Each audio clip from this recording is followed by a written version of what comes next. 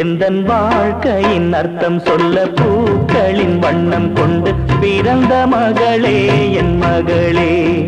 நான் வாழ்ந்தது கொஞ்சம் அந்த வாசத்தில் வந்துதித்து உயிரில் கலந்தா என் உயிரே. உன் பூவிழி குறுநகை அதில் ஆயிரம் கவிதையே. எந்தன் வாழ்க்கையின் அர்த்தம் சொல்ல பூக்களின் வண்ணம் கொண்டு பிறந்த மகளே என் மகளே. நான் வாழ்ந்தது கொஞ்சம் அந்த வாசத்தில் வந்துதித்து உயிரில் கலந்தா என் உயிரே.